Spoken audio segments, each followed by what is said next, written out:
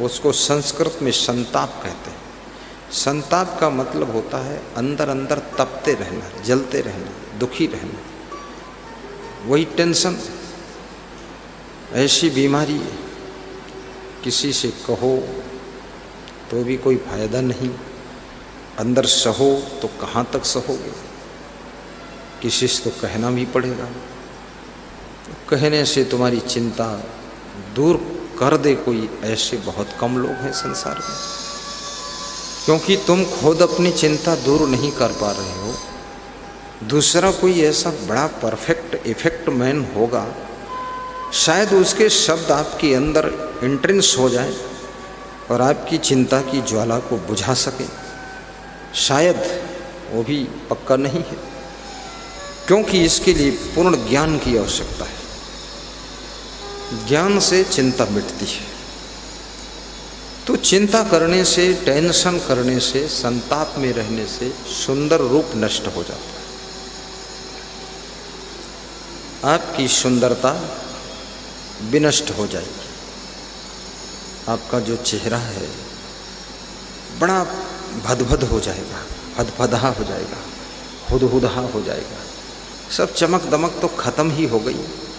न जाने कैसा बूढ़े गोपाल जैसा चेहरा, बूढ़ी राधा रानी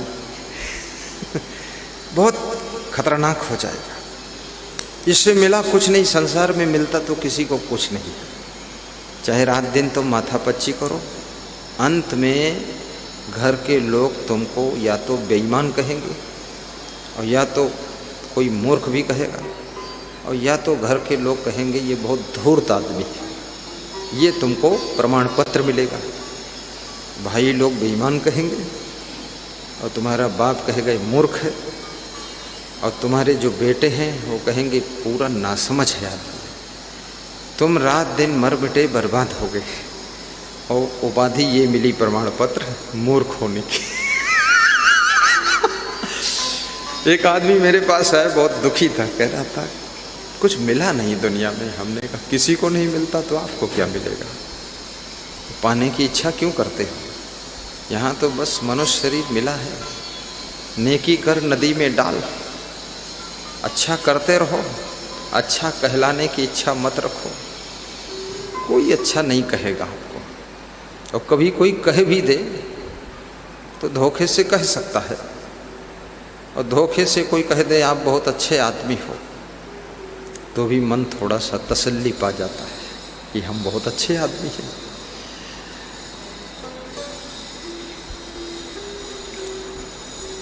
मन को दुखी ना करना, कोई सम्मान दे या ना दे, लेकिन अपने मन को दुख से पार रखना। बिजनेस में हानि हुई है, सभी दिन लाभ नहीं होता है, कभी हानि भी होती है। हानि और लाभ का संगम है जीवन। बहुत सावधानी बरतोगे तो भी कभी हानि हो जाएगी, क्योंकि हानि केवल आपकी चूक से नहीं होती है। हानि और लाभ में भी बहुत से लोगों का समीकरण जुड़ा होता है, और एक भी समीकरण अगर मिस्टेक हुआ है तो हानि लाभ दोनों प्रभावित हो सकते हैं। इसलिए अब इतना कोई खिलाड़ी नहीं है कि बहुत अंदर की बात जान जाए। चूक जाते हैं, बड़े बड़े लोग चूकते हैं, बड़े बड़े कद्दावर नेता हारते हैं, बुरी तरह से हारते हैं। जो भारी वोटों से जीतते थे, 5-5 चुनाव जीते हैं, आखिरी में 6ठा और 7वां चुनाव ऐसा हारे हैं, मुंह दिखाने लायक नहीं रह गए, रोने लगे, दुखी हो गए, क्योंकि इज्जत गई तो गई, सब काम खत्म हो गया, जो स्वाभिमान था वो भी खत्म हो गया। लोग कहते थे हम कभी हारते ही नहीं हैं, वो बुरी तरह हारना शुरू की है। मंच पर बोलते थे, एक नेता छत्तीसगढ़ में आया हमारे सत्संग में, तो मंच पर बोलने का थोड़ा टाइम दिया मैंने, तो बोला यहाँ इस क्षेत्र में हमको कोई हराने वाला पैदा ही नहीं। मैं सुन रहा था ऐसे उसका, मैंने मन में सोचा अब की बार तो जरूर हारेगा, और ऐसा बुरी तरह से हारा है मारे शर्म के हमको मुंह दिखाने भी नहीं आया। मैंने उसको फ़ोन लगाया, हमने कहा क्या हाल विधायक साहब? बोले विधायक अब नहीं रह गए, हार गए गुरुजी। तो हमने कहा तुम अपने अहंकार के कारण हारे हो, जनता ने नहीं हराया। जो तुम बोलते थे बहुत ज़्यादा, उसी कारण हारे। आपका अहंकार क्या है? रावण, कंस का, दुर्योधन का अहंकार नहीं बचा है, आपका कैसे बचेगा? ये प्रकृति आपके अंदर जब विशेष अहंकार पैदा होता है तो कुदरत उस अहंकार को तोड़ती है। विशेष आप जब उत्पात करते हो, खुराफात करते हो, तो प्रकृति उसको कंट्रोल करने के लिए कदम उठा देती है। इसलिए याद रखना, स्वयं कंट्रोल में रहो तो आपको रिस्पांस अच्छा मिलेगा। तो शरीर को स्वस्थ रखिए, समय पर सोइए। चाणक्य कहते हैं शानंदम सदनम सुतास्त सुतिया कांता प्रिया लापिनी। जिस घर की स्त्रियां परिभाषण करती है, प्रेम से बातचीत करती है, प्रेम से बोलती है, वाणी में बहुत बड़ी शक्ति होती है। ये वाणी कोई साधारण वाणी नहीं है। मनुष्य के पास में ये अमोघ शक्ति है, इंद्र शक्ति है। ये वाणी सारा खेल स्पेशल आपको कुदरत ने तोहफा के रूप में वाणी दिया है। तुम ही बोल सकते हो और कोई प्राणी ऐसे नहीं बोलता है। कितनी भाषाओं में तुम बोलते हो। कल जिनका आयोजन था, श्री अजब सिंह सिसोदिया जी के पुत्र हिमांशु सिसोदिया इंग्लिश में स्पीच दे रहे थे। इंग्लिश भाषा, वो हिंदी भाषा भी बोलते हैं, अपने क्षेत्र की भी भाषा बोलते होंगे, जो भी धार जिले में बोली जाती हो मुझे पता नहीं। वहाँ की भाषा को क्या कहते हैं?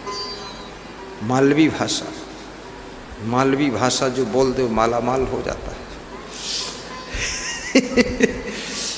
हिंदी भी आती है, इंग्लिश भी आती है भाषा। अभी किसी पशु पक्षी से कहो अमेरिका में तुम चले जाओ, अमेरिका का कौवा और पाकिस्तान का कौवा, इंडिया का कौवा, ये सारे कौवा इकट्ठे करो विश्व के, वो एक ही भाषा बोलेंगे, कर्रू कर्रू। वो कोई और कुछ नहीं मालूम उसको, इंग्लिश हिंदी पता ही नहीं है, शब्द कोई उच्चारित होते नहीं हैं, ध्वन्यात्मक बोल रहे हैं। वो उन्हीं की भाषा वही समझते होंगे। खग जाने खग ही की भाषा, अपने को पता भी नहीं है। लेकिन मनुष्य भाषा पर भी इसका कमांड है, और भाषा का रिश्ता डायरेक्ट भावों से है। आप जैसी भाषा जिस भाव में भर के बोलते हो, वो भाषा, वो शब्द, वो सेंटेंस सामने वाले के ऊपर आपके भावों का प्रभाव पड़ जाता है। इसलिए कभी कभी आप देखते हैं कोई कथाकार कथा करते करते रोने लग जाता है। जब वो रोने लग जाता है, रोते रोते कथा सुनाता है, तो सामने वाले जो श्रोता बैठे हैं 2-4 हज़ार, वो भी सब रोने लग जाते हैं। वही प्रभाव उनके ऊपर पड़ गया। कभी कभी कोई कथाकार आप देखते होंगे कि हंसने लग जाता है, तो सामने के लोग भी हंसने लग जाते हैं। कभी वो कथाकार मुस्कुरा कर सुनाता है, तो सामने वाले मुस्कुराने लग जाते हैं। आप जो भी करते हो, क्रियाकलाप, बोल चाल, बातचीत, उसका प्रभाव बहुत लोगों पर पड़ता है। इसलिए आप ये मत सोचो कि मैं जो कर रहा हूँ अकेले की कर रहा हूँ। तुम्हारी एक मुस्कान हजारों लोगों को मुस्कुराना सिखा देती है। तुम्हारी एक गुस्सा सैकड़ों लोगों को गुस्सा से भर देती है, डिस्टर्ब कर देती है।